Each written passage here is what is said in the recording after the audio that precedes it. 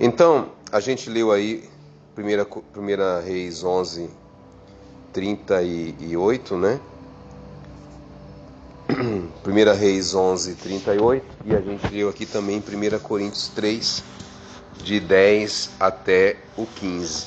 E o que quero, aqui conversar com vocês hoje é sobre edificar uma casa firme. Foi a promessa de Deus para Davi, e que ele fala aqui em 2 Reis, no texto de Reis, 1 Reis 38 que a gente leu, é o que Deus relembra, a Salomão, a promessa que ele tinha feito a Davi, né?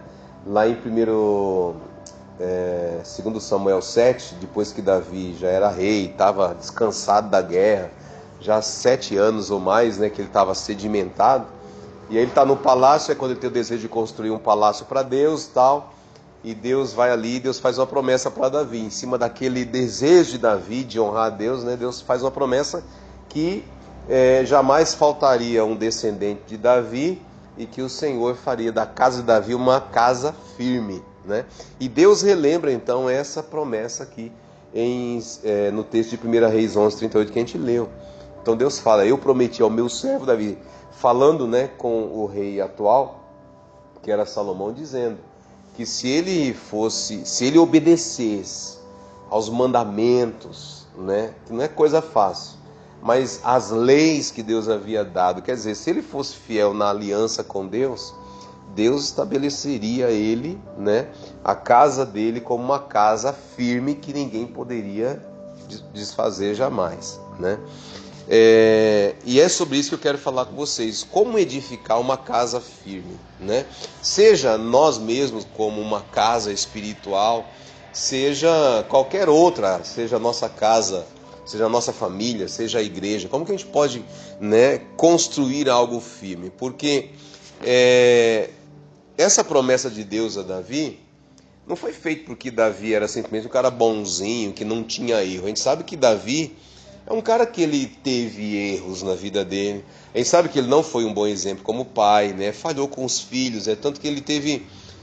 As maiores guerras de Davi foi mais guerra familiar do que propriamente as guerras externas, que ele vencia tudo, aonde ele ia, Ele não foi assim um bom exemplo de pai, um bom exemplo de marido, Mas ele tinha algo no seu coração, que o Salmo 51 mostra isso, Era a capacidade que Davi tinha de discernir o seu erro, as consequências dele, e ir diante de Deus e falar: eu vou reverter isso, porque não é isso que eu quero viver o que Deus tem. Por isso que a Bíblia fala que Davi era um homem que tinha o coração de Deus, porque ele reconhecia seus erros, ele ia atrás, buscava arrependimento, e ele mudava efetivamente. É tanto que você encontra vários salmos de Davi que ele fala o quê? Sobre a necessidade de se arrepender, se a consequência do pecado, ele fala: enquanto eu me calei, os meus ossos apodreciam dentro de mim, porque era um cara que tinha conhecimento daquilo que o pecado traz de destruição, de roubo, e ele ia buscar em Deus o quê? A recuperação disso. É tanto que no Salmo 51 ele fala, ele dá aquele grito, ele fala: Deus, não tire de mim o teu espírito, acho que vocês devem conhecer, senão dá uma lida lá depois. E ele fala: o que agrada a Deus não é oferta, não é boi, porque isso eu tenho um monte, O que agrada a Deus é um coração contrito, arrependido, é isso que eu vou buscar. Então ele tinha esse coração, e em cima disso, é essa atitude de Davi, de buscar Deus, de querer tanto Deus, que é o que passa, que vai buscar correção, que vai buscar melhorar, que Deus fala: por causa desse sentimento, desse coração que Davi tem, eu vou estabelecer uma aliança firme. Então você vê que essa promessa de Deus, de Davi ter uma casa firme, não era só uma promessa de Deus, mas tinha algo a ver também com o quê? Com o posicionamento de Davi, com a atitude de Davi. Hoje em dia as pessoas, elas buscam muito, elas esperam muito de Deus. Não, como se Deus fosse o único responsável por fazer as coisas acontecer. Eu vou orar e as coisas vão acontecer. Eu vou jejuar e as coisas vão acontecer. Essa é uma parte. Porque tem também as nossas atitudes, Ou aquilo que a gente coloca, acho que é mais apropriado, tem também o nosso posicionamento. No que nós estamos buscando mudar diante de Deus, Não adianta eu querer que Deus me dê a promessa, mas eu mesmo não sou, digamos assim, o recipiente apropriado para que aquilo que Deus prometeu aconteça. Né? Então, a atitude as promessas de Deus, essa intimidade que Deus tinha com Davi, porque não é normal o que acontecia entre Davi e Deus, era algo, você entendeu? Marcante, né? É algo do cara ouvir Deus, discernir Deus passando na copa de uma moreira. É uma coisa muito doida, né? Agora, isso tudo é fruto do quê? De um posicionamento dele. Um posicionamento que Deus também está dizendo a esse rei agora. E dizendo o que para ele? Para Salomão, que estava já, por causa dos seus erros, o reino ia perder, ia passar para a mão de outro, né, que era Jeroboão. E Deus está dizendo o quê? Se vocês guardarem a minha aliança como Davi guardou, se vocês obedecerem como Davi obedeceu, eu vou dar a vocês uma casa firme. Então veja que depende muito do quê? Da minha atitude. Fazer, Deus quer. Abençoar, Deus quer. Né? Então, depende muito de nós. Né? Então, e toda essa ministração aqui, né, ela foi surgindo de uma coisa que, às vezes eu vejo muitas pessoas falando, quando falam assim, e aí, como é que você está? Tudo bem? Qual é a resposta de muitas pessoas às vezes? Firme, igual prego na areia. Né? Firme, igual gelatina. Né? Isso pode soar uma brincadeira, mas saindo da nossa boca, a gente sabe que a nossa boca ela é profética. Né? Então eu preciso lutar para edificar uma casa firme. Porque Deus nos fez, né? Deus capacitou cada um de nós como o quê? Como construtores. Deus nos deu a capacidade, Deus ele dá a revelação do que Ele quer fazer, e juntamente com isso Ele também nos dá a capacitação. Né? Se a gente não tem, a gente vai caminhando e Deus vai capacitando para que aquilo que Ele está dizendo aconteça. Então se Deus está dizendo que Ele faz de nós uma casa firme, Ele tem para nós uma casa firme, né? Seja em que aspecto for que a gente aplicar isso, vai requerer também um posicionamento meu, um preparo meu para viver essas coisas. A grande pergunta hoje não é se Deus quer realizar a promessa, mas é se a gente está preparado, né? A gente falou agora o que? Da igreja crescer, do culto ser maior, de ter mais pessoas. Você acha que Deus não tem isso? Você acha que Deus não quer isso? Né? Será que Deus não tem um povo para colocar aqui dentro? Mas essa promessa de Deus, que a Bíblia tantas vezes fala da gente alargar as estacas e não sei o que, de a gente ir, Deus vai dar nações por herança, isso são promessas de Deus, né? Para o evangelista, para aquele que vai anunciar o evangelho. Então, para viver isso, tem muito a ver com o que a gente faz também. Se eu quero viver isso, o que eu estou fazendo hoje? Né? Eu quero ter um casamento abençoado, Deus tem promessa para o meu casamento, né? Mas eu fico na expectativa do outro, mas e eu? O que eu estou fazendo segundo a revelação? Porque às vezes o outro nem tem a revelação de Deus, mas eu tenho. Então o que eu estou fazendo segundo a revelação? Né?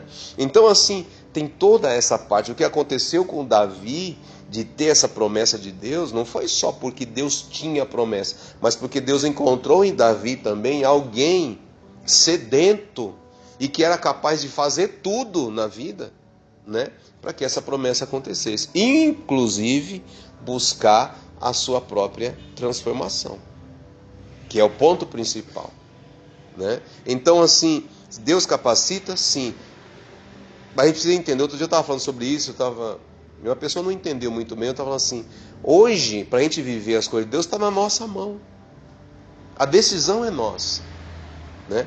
E é uma verdade.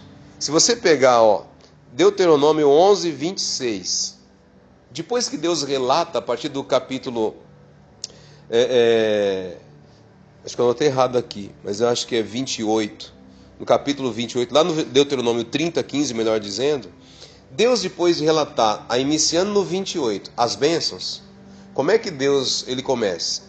Eis que se guardares os meus estatutos, meus mandamentos, minhas leis, praticardes e obedecerdes, estas bênçãos vos alcançarão. né? Depois ele passa também a falar das maldições. E no capítulo 30, 15, Deus coloca assim, ó, está diante de vocês as bênçãos e as maldições. Vocês escolhem. É vocês que vão escolher. Ele deixa escolher. Você sabe que o caminho da bênção, né? Que é curtinho, se não me engano, são 14 versículos. Mas são poderosos, atinge todas as áreas da nossa vida. Atinge todas, até os animais, até a cria. O gato se tiver dentro de casa, o rato se tiver, e se for de estimação, vai ser abençoado. Porque todas as áreas ali. Você entendeu? Agora, a partir do versículo 15, Deus começa a falar o quê? As maldições, vai até o capítulo 30. Deus detalhe, fala. Por que Deus coloca com tanto detalhe? Para que a gente, olha, pessoal, olhe e fale, não posso escolher isso aqui para a minha vida como resultado de ser desobediente. Não, vou obedecer, porque olha o tamanho do negócio que pode me acontecer. Né? Então, assim, Deus fala, ó, coloca diante de você, você escolhe. Né? Deuteronômio 11, 26, que era o que eu ia falar, e também Jeremias 21, 8, a mesma coisa Deus fala. Coloco diante de vocês a vida e a felicidade, ou a morte e a destruição. E depois Jeremias, ele repete isso lá adiante, nos seus dias, né, para o contexto do povo da época. Então você vê, depende da minha atitude. Não dá para eu dizer, eu não consigo e tal, porque a gente vê que da Bíblia, desde o início, através de tudo, até o Novo Testamento, pessoas que não tinham capacidade, mas que desejaram, o que acontece? Deus capacitou. Né? Se a gente deixar de lado o Velho Testamento e ficar só com o Novo, a gente vai ter o exemplo dos apóstolos. Quem eram os apóstolos? Né? Homens que lá no capítulo 4 lá, os próprios sacerdotes falam assim, gente, isso aqui não era aqueles analfabetos lá, mas os caras agora falam tão bem, parece que foram na faculdade. Mudou. Né? Então assim, e aí é todo mundo, o mais simples, o cara que nem era apóstolo, era um membro na igreja, tem Filipe, tem Estevão, mas falavam bem, porque o Espírito Santo capacitava. E toda a história da igreja, se a gente ficar só com o Novo Testamento, mas e lá atrás, Deus pegou homens que não sabiam, deu eles a capacidade de ser ourives, trabalhar com ouro, né? Neemias, que era um copeiro que atendia o rei, foi lá e construiu muros numa cidade. Eu estava falando com elas ontem, estava falando sobre um rei, se não me engano foi Josias, que na sua época ele buscou tanto a Deus, que Deus deu ele, na sua época, deu a ele a capacidade, na sua época, na sua geração, de construir armas que não existia ainda em nenhum outro nação. Né? E ele formou um grande exército. Então assim, Deus ele capacita. Agora, eu estou buscando essa, né? Qual é o nível que eu estou desejando, o que Deus tem para a minha vida para construir uma casa firme?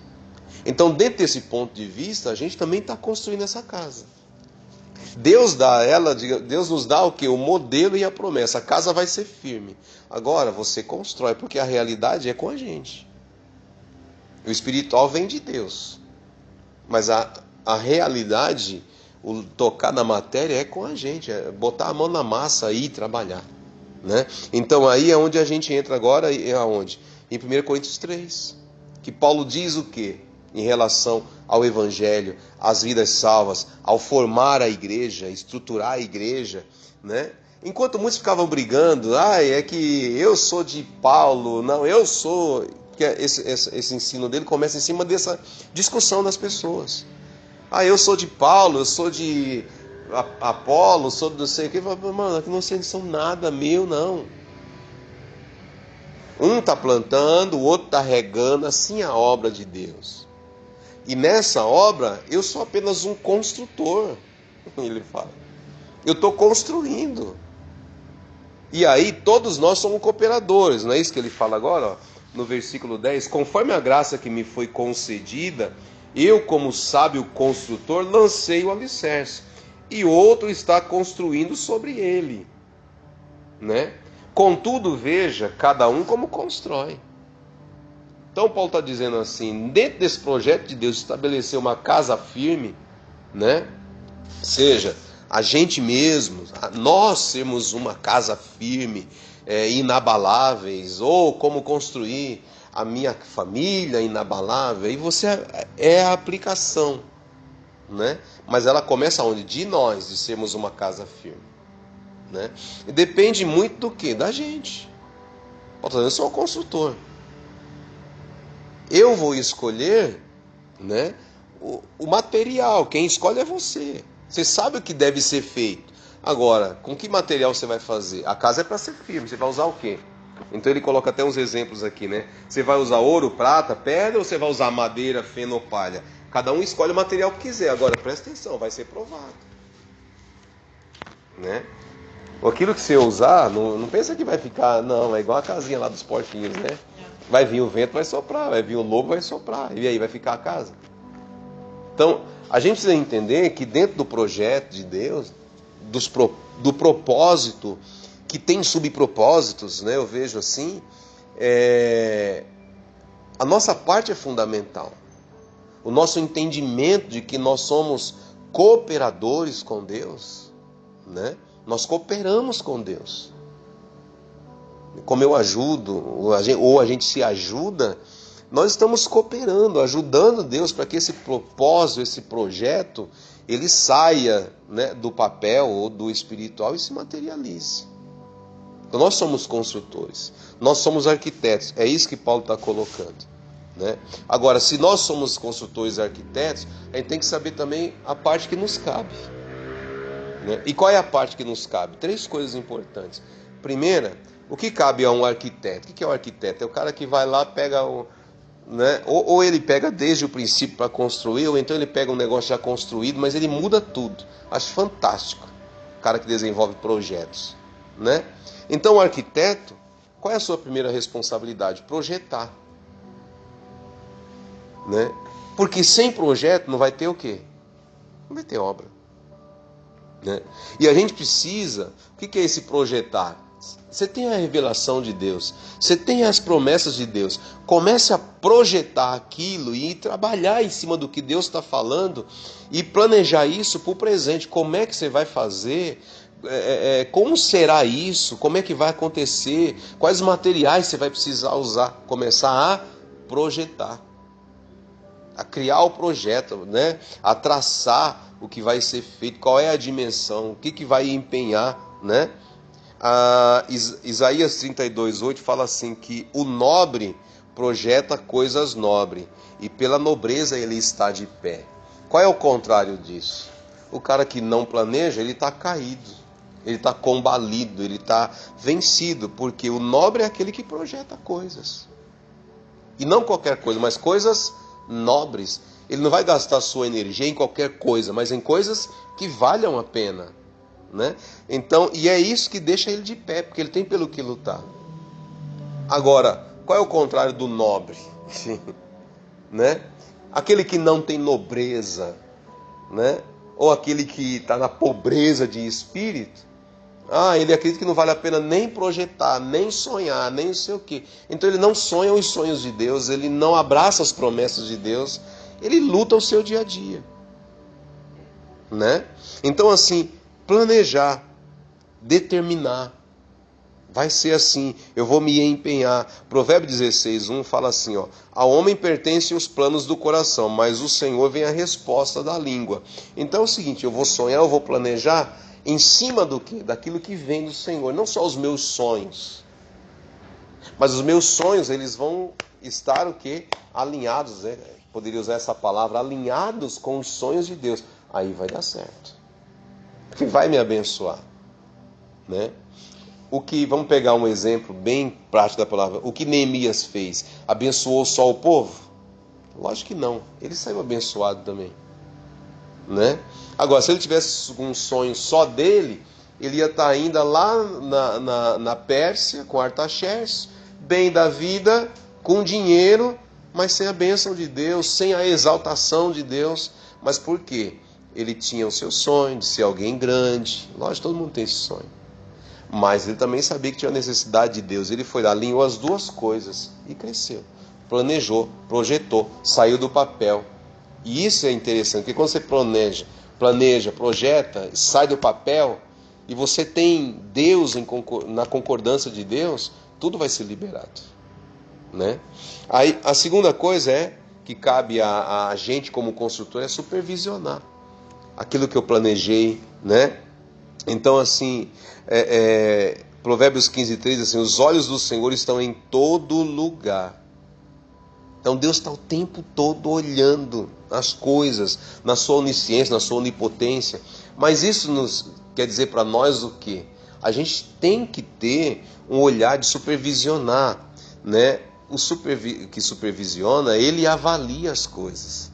Lembra aquilo que a gente fez aqui na reunião de obreiros, né? A gente entregou um papelzinho para avaliar a vida espiritual. É avaliar a vida do dia a dia, avaliar em cada área da minha vida, em família, avaliar nos negócios, avaliar na escola, como eu estou me supervisionando, né? Ser supervisionado é chato, mas é bom. Sim. Né? Ninguém gosta de ser supervisionado. Você vê um chefe, você fala, vem aquele chato. Mas se não for o chato, você não cresce. Verdade. Né? Eu sempre perguntava pro Júlio, com quem eu trabalhava até então, eu falava, Júlio, você não fala alguma coisa, mano. Aí ele tirava um dia e ficava comigo umas horas lá e ficava, o senhor tem que melhorar nisso, fazer isso, se o senhor fizer isso aqui e tal, não sei o quê. É chato, porque parece que você está sendo, né, sei lá, criticado, né? Não, mas é bom.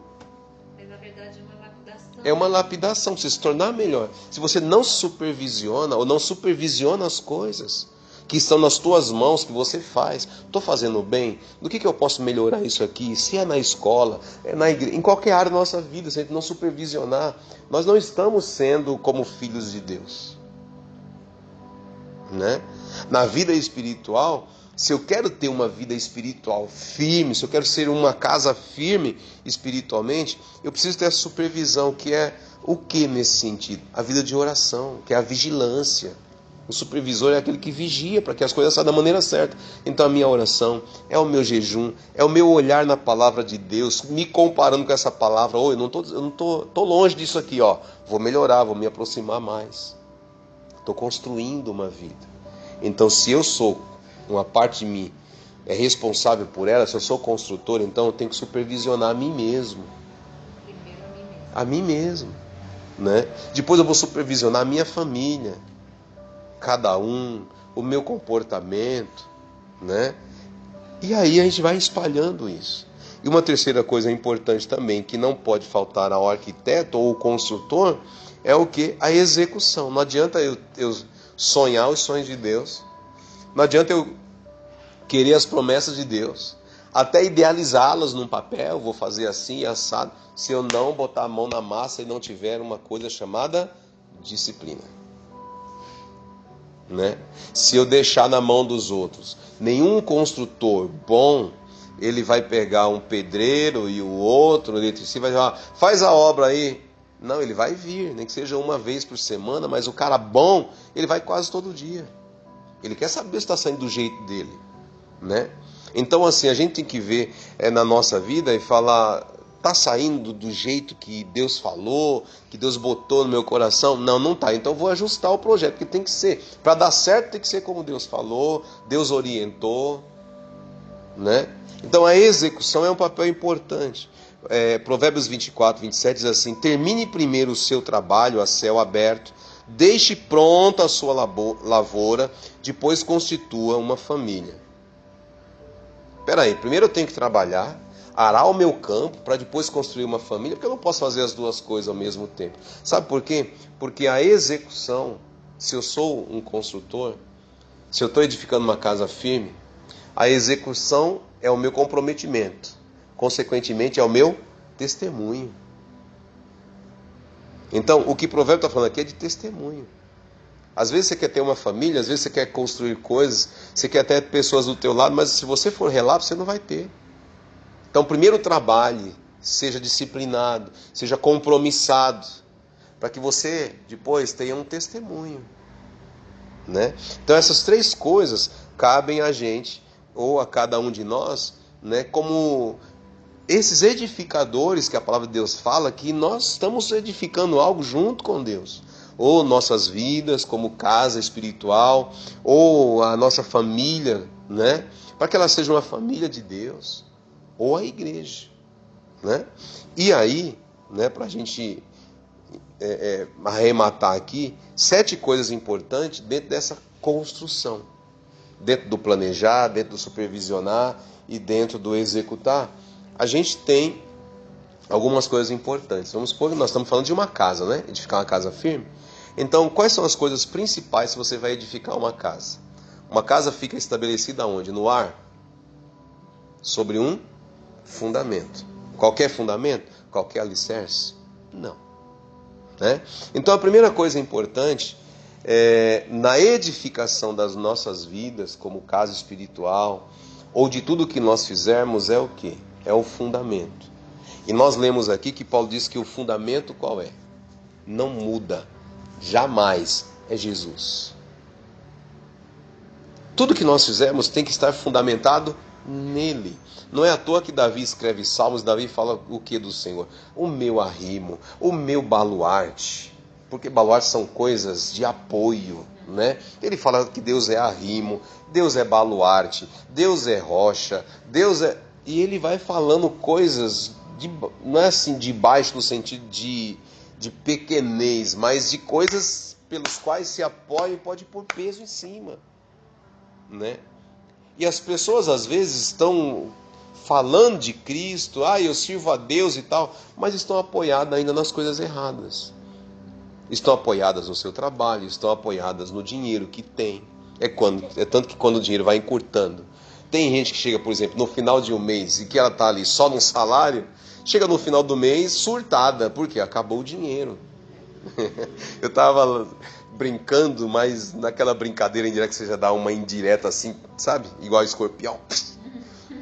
Porque a pessoa, não estou bem, eu estou sem dinheiro, sei o que, então trate de ficar bem. E aí você vai, né, toreando o resto da conversa. Por quê? Mas tem gente que é assim.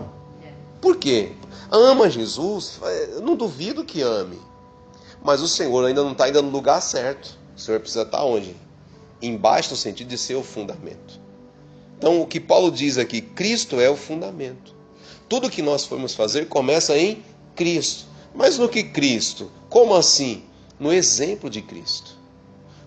Né? Porque se Cristo é o meu exemplo de vida, a gente pode colocar aqui Filipenses 2, pode ler depois lá de 5 adiante, especialmente iniciando no versículo 5 esse discurso, Paulo diz assim, tende em vós o mesmo sentimento que houve em Cristo. Eu gosto dessa NVI porque ela diz assim, tenham em vocês a mesma atitude que teve Jesus. Né? Então assim, quando a gente fala de Cristo ser o fundamento, nós estamos falando da base, é o ponto de partida para tudo. Como ele fez? Como ele reagiu? Como ele suportou tamanha humilhação e não desistiu? Como ele suportou quando o diabo foi lá e o tentou nas suas maiores fraquezas e ele não renunciou ao propósito? E hoje ele está edificando uma casa que ele disse que ele vai vir para buscar, que é a igreja. Então você veja que Jesus construiu algo que são 2022 anos, ainda está aí, né? A estrutura é forte porque vem do Senhor, as pessoas podem ser fracas, mas a igreja enquanto espiritual, né, no sentido do que Cristo fundou, o diabo não destrói, porque quantos ataques do diabo nesses 2000 anos, se a gente pegar a história da igreja? Por quê? Porque tem uma fonte, é Jesus, ele é a base. Então tudo que nós fizermos, olharmos e termos Jesus como nosso fundamento, a nossa base, tudo eu decido a partir dele, como ele fez, nossa vida vai ser diferente. A Débora às vezes ela usa uma palavra comigo, que essas duas sabem bem que eu não sou igual a você que transcendeu, eu não transcendi, eu estou aqui, sujeito aos mesmos espinhos, fechadas, tiro, entendeu? E de vez em quando solta uns canhões, mas só que a forma, a gente olha, porque Jesus é a minha base. O que ele faria? O que ele faria? Minha base emocional não é, sabe? Que emocionalmente, espera aí, mas a gente tem um Senhor que nos ensinou tudo, gente. Que nos ensinou a reagir emocionalmente, a hora de reagir um pouco mais forte, a hora de não reagir, né? A hora de reagir com um pouco mais de equilíbrio, a hora de reagir com lucidez. Porque qual é o cara que, sabendo que diante dele, quem vai trair, fala assim, o que você tem que fazer, pode fazer logo. Não fica aí com meio termo, não. Faça o que tem que ser feito. Como é que alguém age assim? Né? Então, ele é a base das nossas vidas. Se a gente está edificando, construindo, a gente tem que olhar para Jesus e a partir dele praticar. Não é dizer só que eu tenho Jesus. Você entendeu? Que para muitas pessoas hoje ter Jesus é, não, eu aceitei Jesus. Não, mas é o quanto ele é, ou quanto sua vida é decidida a partir dele. Quando você pode dizer, não sou eu, mas é Jesus que vive em mim, que está me direcionando. Não é fácil. Porque não é bonito a gente ver o que Paulo diz, não vivo eu, mas Cristo. Muita gente fala isso, né? Não vivo eu, mas Cristo vive em mim. Aí você pega a pessoa no meio de um desafio, uma tempestade, está totalmente perdida. Pera, mas não é Cristo que vive em você? Jesus, no meio da tempestade, deu ordem para ela. Você está fazendo o quê? Recebendo ordem da tempestade? Né? É diferente. Né? Então, assim, primeira coisa, fundamento. Cuide que Jesus seja o fundamento da sua vida. Né? E isso depende de você. É você decidir, ele vai ser. Não pensa que né? É como o início da palavra. Tudo dependeu da atitude de Davi. Davi fez de Deus o seu Senhor. Ele poderia ter escolhido Baal. Ele poderia ter escolhido qualquer outro. Saul escolheu no final da sua vida uma feiticeira. Fazer o quê? A gente decide. Então a gente tem que decidir. Vai ser Jesus. É Jesus e será Jesus. Amém? A segunda coisa importante, falando dessa construção, senão daqui a pouco eu não termino, né? Mas quarta-feira vocês não voltam. São as colunas. Né? As colunas é aquilo que basicamente é o esqueleto da casa. É o que sustenta a partir do alicerce, é o que vai sustentar o peso da casa. Também é Jesus. Né? Efésios 2:20 fala sobre isso. Efésios 2:20 fala assim, 2, versículo 20, diz assim: edificados sobre o fundamento dos apóstolos e dos profetas, tendo Jesus como pedra angular, no qual todo edifício que tiver esse fundamento, e sendo Jesus a pedra angular que vai dar o prumo para cada coluna levantada, Paulo diz assim, todo edifício é ajustado e cresce para se tornar um santuário do Senhor. Então, Jesus no fundamento, Jesus nas colunas, Jesus sustenta a minha vida. Ele me sustenta. Eu sei que a minha sustentação é o Senhor. Ele é a pedra de esquina. Né? Pedra de esquina é aquilo que ia dar também esquadro para tudo. Né? Então, assim, o quanto Jesus realmente é uma pedra de esquina nas nossas vidas, a ponto de nos fazer uma coluna também. Porque nós estamos falando de quê? De uma casa que está sendo construída para ser firme. Quanto eu vou ser uma coluna? Quanto eu vou suportar de pressão na minha vida? Eu vou conseguir suportar apenas o peso de uma laje ou pode construir um edifício e eu suporto esse peso? Né? Então, assim, a gente precisa entender isso. Né? Porque quanto nós formos colunas semelhante a Jesus na nossa vida, nós vamos suportar o peso, né? Primeiro, o nosso próprio peso das lutas do dia a dia que você enfrenta. O peso de uma família, o peso de uma igreja, o peso de um ministério. Quando pesa muito, não é que é excesso de peso, é porque eu não estou adequado ao peso. Você entendeu? Né? Não adianta eu... E o projeto de Deus é grande. Né? Você pega, por exemplo, Davi. Davi era pastor. Deus queria fazer dele o quê? Rei, né?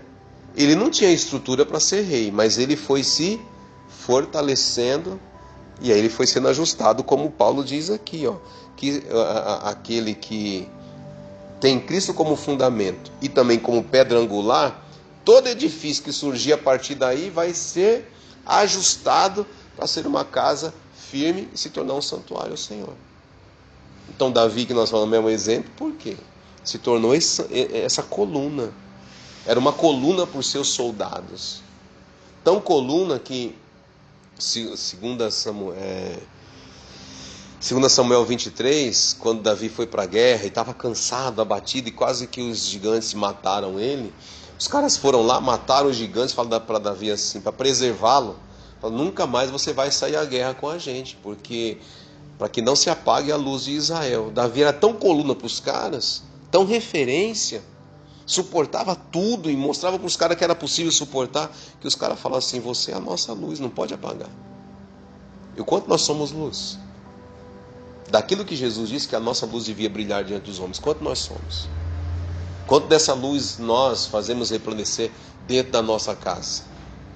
Ou quando o peso vem na nossa casa, a gente é o primeiro a perder as estribeiras, primeiro a já ficar estressado e aí já solta os cachorros, as lacraias, já solta tudo.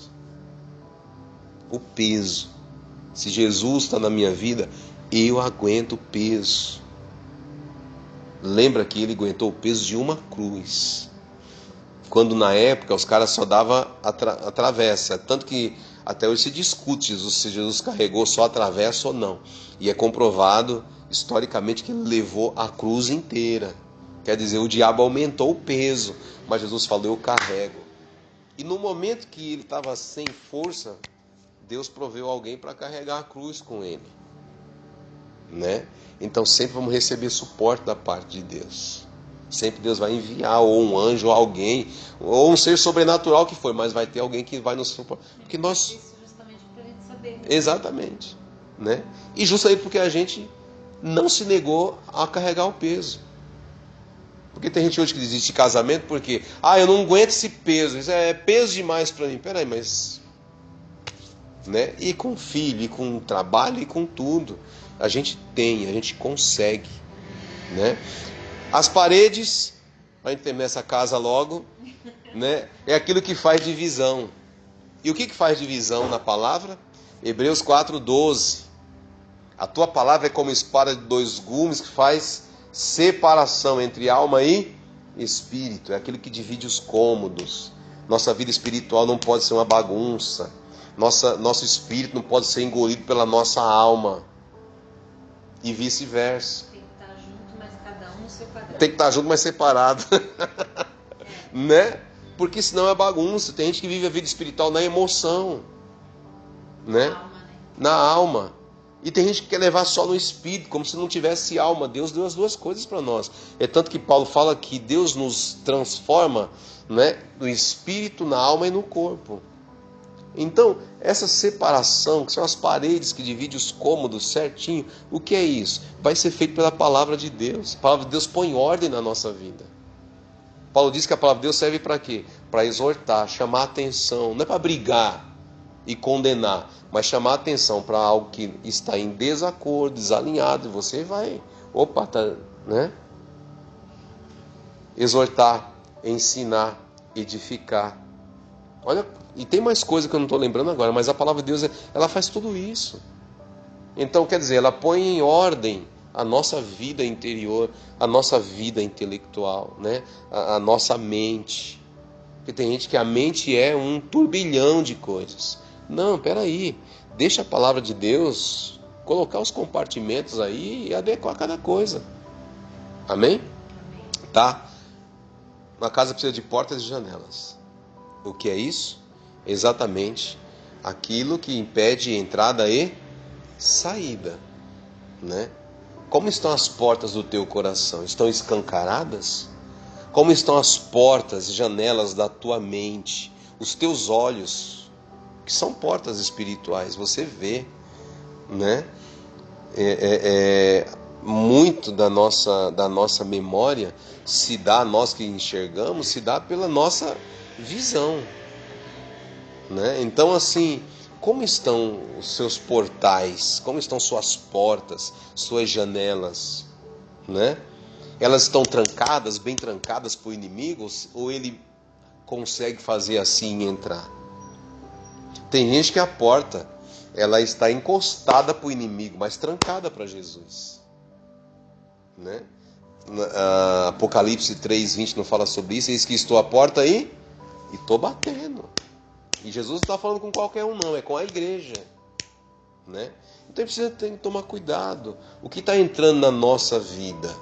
Eu quero ver as promessas de Deus, eu quero ser uma casa espiritual, mas está entrando um monte de tranqueira que eu enxergo, que eu assisto, que não me edifica, que pelo contrário, ao invés de construir, desconstrói. E o diabo hoje é especialista em desconstruir. Hoje me mandaram, sutilmente, me mandaram um videozinho aqui de um desenho que eu vou até mandar no grupo, se der ainda hoje ou amanhã. De um desenho, né? E é um pai que viu aqui e ficou desesperado quando ele viu, porque era a filhinha dele que estava assistindo. É um filme que o diabo está cantando, eu sou o diabo, e ele canta a musiquinha dele lá, e muitas vidas indo para o inferno, e ele só aumentando. Aí o pai foi lá, desligou a televisão, começou a orar na casa, a ungir todo, porque aqui está dentro da casa, é uma coisa besta, mas é uma invocação, quer queira ou não. A gente não pode brincar com o mundo espiritual. Uma frestinha aberta. É uma festinha, coisa besta. Você entendeu? Ah não, isso aqui não é igual você está assistindo um filme lá, e aí hoje em dia esse negócio de sexualizar tudo e tal. Ah não, mas não, meu, o filme é bom, pula, ou então nem assiste, se as cenas são muitas, né? A gente começou a assistir uma série lá, que eu achei até legal, não lembro o nome, não guardo o nome de nada, só quando eu vejo assim, né? Lembra que a gente começou a assistir aquela série? Mas logo no início um monte de coisa, já desistimos de assistir. Não vou assistir. Mas eu tenho filhos adolescentes e tudo mais, né? Mas isso serve para vocês também, que a gente também não controla tudo que vocês veem. Sim. Aqui, cuidado, o diabo ele está desconstruindo de dentro. Então os olhos de vocês e de todos nós aqui é uma janela, os nossos ouvidos. Então cuide das portas e janelas da sua vida. Amém? O telhado é o que está em cima, né? Então aqui nós estamos falando de uma proteção, de uma cobertura. Nós temos que ter a certeza que o sangue de Jesus está sobre a nossa cabeça. Esse sangue vai estar em cima quando a base estiver lá firme. Tanto quanto a base for presente, a cobertura do sangue estará sobre nós. Porque também se eu desprezar esse sangue, ele não vai estar sobre a minha vida como muita gente acha, né? Então essa cobertura ela é fundamental. Depois vocês podem ler Isaías 32, de 1 a 2 e Tiago 1, 17. Então é a proteção de Deus contra a tempestade, contra a chuva. Eu preciso ter a certeza que eu estou debaixo do poder desse sangue. A palavra fala que é o sangue de Jesus que nos oculta do diabo. Então a gente tem que andar debaixo desse sangue, tomar cuidado, sabe? Para que o diabo não nos pegue desprevenido e fora da cobertura desse sangue, né? Porque sangue também é o que nos justifica quando nós erramos. É debaixo desse sangue que nós somos justificados e Jesus clama por nós. Então não despreze o poder do sangue. Hebreus 9 fala de pessoas que pelas suas atitudes e comportamentos é como se elas estivessem pisando em cima do sangue de Jesus. E este sangue já não clama mais pela vida delas, já não a justifica mais diante do Senhor. Amém? Então o sangue de Jesus é precioso, porque foi esse sangue o preço pago pelo nosso resgate. Amém? Tá? Penúltima coisa, acabamento. Você não pode ter uma casa lá e só porque ergueu, botou o telhado, passa para dentro. Você vai tratar do acabamento. Qual é o nosso acabamento? O que é o nosso adorno? Hebreus 12, né? Hebreus 12, 14. Buscar a paz com todos e a santificação. O acabamento da nossa vida é a santidade. Porque o acabamento é aquilo que as pessoas veem, não é? numa casa. A casa pode ser grande como for, mas se ela for mal pintada, ou escolheram a cor errada na pintura, ou botaram um piso lá que não... Alguém fala assim, um casarão desse, o cara botou um piso desse. Não é? Não tem isso ou não tem? Tem. Porque a casa pode ser grande, enorme, mas se ela estiver mal acabada, não é o tamanho da casa que vai aparecer, mas o que vai aparecer? O acabamento. O cara vai enxergar o piso feio, a pintura errada, ou a textura que foi aplicada errado, o que for o acabamento. E assim é na nossa vida também. Né? Então, para ter uma casa firme, inabalável, aquela que está lá em Mateus 7, que Jesus diz, vai dar a tempestade contra ela, e a tempestade vai embora e a casa vai ficar. Precisa ter essas coisas. Né? E uma última coisa, para fechar então, um muro. Uma casa precisa ter um murinho ao redor. Né? Uma casa precisa ter um muro na frente para evitar o que? Os invasores. Né? E há uma coisa que a Bíblia diz que o muro, cada um de nós somos reparadores de brecha. O muro é aquilo que protege. E esse muro não pode ter brecha. Né? Porque o inimigo entra pelas brechas. Não adianta ter o muro se ele está com uma brecha. Tem um texto de Ezequiel que eu não vou lembrar agora, mas depois eu posso lembrar e falar para vocês. Mas que diz que se a brecha estiver do lado de dentro é pior ainda. Se houver uma brecha, a cobra entra, é o que diz o texto. Então a gente precisa olhar o nosso muro, que é aquilo que está ao nosso redor, que nos protege. Né? Muro fala de proteção. Então é a nossa vida de oração, nosso jejum, nosso preparo. E o que é o muro? Sabe? É o nosso preparo, são as nossas defesas, é o nosso conhecimento espiritual. Neemias estava construindo o muro, mas tinha parte do muro que estava baixo ainda, né? E os inimigos prepararam um ataque. Neemias falou, vai todo mundo proteger o muro, ficar atrás do muro, leve sua família junto, né? E ele mandou o povo ir para trás do muro, porque as casas não estavam prontas, mas o muro estava sendo erguido. Foi a primeira coisa, levantar a proteção para o inimigo não entrar. Eles foram defender o muro, que é essa proteção, né? É a oração. E aí teve um momento depois o muro pronto, Neemias falou, agora vocês vão ficar em cima do muro, vocês vão usar, tem muito trabalho ainda, vocês vão usar a espada de um lado, né? E vão trabalhar, e quando alguém gritar socorro, vai todo mundo correr para lá, do lado do muro, onde estiver mais fraco. Então, é a vida de oração. Sabe, a oração nos cerca. O inimigo cheira, ele sente o cheiro da nossa oração. A oração é incenso. A Bíblia compara a oração com incenso. Né? Incenso, você sente o cheiro. Então, é um incenso que o diabo sente o cheiro e Deus sente. Porque a Bíblia fala que as nossas orações é o que enche o incensário de Deus. Tem um incensário lá no céu. Apocalipse 8 fala sobre isso, que lá em cima tem um incensário que ele é cheio com as orações dos santos. Né? E depois de cheio, o anjo derrama de volta esse incenso sobre a terra. Né? A gente acredita que são as respostas das nossas orações, mas tem todo um negócio, né, que dá ideia que tem um nível, enquanto não veio, você não pode parar de orar, porque, sabe, é quando atingir o nível que vai derramar e vai tornar para nós a resposta. Então, assim, a gente precisa cuidar da nossa vida, precisa vigiar. Mateus 27, quando Jesus estava lá, quantas vezes ele voltou? Um momento difícil, de guerra espiritual, e ele pediu para os amigos lá, 3 apóstolos estarem com ele. O que os apóstolos, os 3 amigos fizeram? As 3 vezes que Jesus voltou, eles estavam dormindo. Jesus falou para eles o quê? Vigiai, ora, para que não entreis em tentação. Né? Por quê? É na nossa fraqueza, é numa sonolência espiritual, é na falta, essa sonolência espiritual é o quê? É a falta de desejo. Não estou com vontade de orar. Não estou com vontade de ler a Bíblia. Não estou com vontade de ir na igreja. Você nunca vai ter vontade para as coisas de Deus. Essa é a verdade. Você nunca vai ter. Se você não decidir ter, você nunca vai ter espontaneamente. Porque a carne, né? Agora, à medida que você vigia, isso vai se tornando um hábito de vida, É necessário. Aí sim.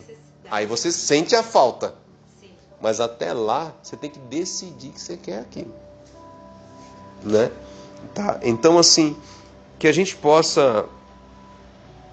Espero que essa palavra possa abençoar a vida de vocês, como a minha também, porque eu preciso, eu quero, tem muito para eu crescer como casa espiritual, tem a minha casa, a família também como casa espiritual. Ver a igreja, o povo de Deus, sendo edificado como casa espiritual. Né? Então espero que vocês possam entender isso. Jesus disse que para a gente ser essa casa, né, a gente precisa edificar tudo sobre Ele. Então, sobre a palavra, tudo é Jesus, tudo se resume a Ele. O quanto Jesus é presente na minha vida. Né? E eu quero que vocês entendam uma coisa, que para muita gente é mística, que acha que Jesus presente nele é uma energia, é um negócio que ele vai sentir. Não, é quanto você pratica da vida de Jesus, do ensinamento de Jesus, das decisões, sabe, as atitudes dele. Isso é ter Jesus em mim. As pessoas têm que ver ele. Sim, ver. Semelhança pelo Exato, né? Porque o que diferenciou e fez a igreja ser reconhecida é que eles agiam como Jesus. Cristos, quando eles foram chamados de cristãos, é por um termo cristos, que quer dizer pequenos cristos, pessoas pequenas, mas iguais, parecem. Pô, o pau tá comendo, esses caras tão firmes aí, meu. A gente mais bate, eles parecem massa de pão, a gente bate nos caras, a gente mata, e os caras multiplicam, que negócio é esse? Não, a igreja hoje é diferente, por quê? As pessoas estão tão longe dessa verdade, quando elas começam a ter problemas, qual é a coisa que elas fazem? Deixa de vir para a igreja, deixa de orar, o muro vai caindo. Ou quando recebem, vai falar assim, agora chega. Já recebi. Exatamente. Então, assim, se o muro vai estar quebrado, né? Porque se você pegar o contexto histórico de Jerusalém, a Babilônia entrou, mas por que ela conseguiu entrar? Porque ela foi derrubando os muros. A primeira coisa que ele ia fazer é derrubar o muro para entrar o que está lá dentro, né? Ou então ele vai dar um jeito de entrar pelas portas, minar, vai lá, ninguém vê que é o inimigo, ele entrou pela porta. São as coisas da nossa vida que a gente fala assim, isso aqui não tem problema, isso aqui é inofensivo. Você está abrindo a porta, ele está entrando.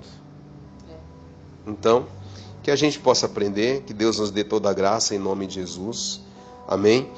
Porque nós temos também da parte de Deus, né, herdamos isso da parte de Deus, essa promessa. Deus quer nos fazer uma casa firme, e tão firme que Jesus, ele deu a vida para nos edificar como povo e também como igreja, amém? Beleza? Em nome de Jesus, vamos orar.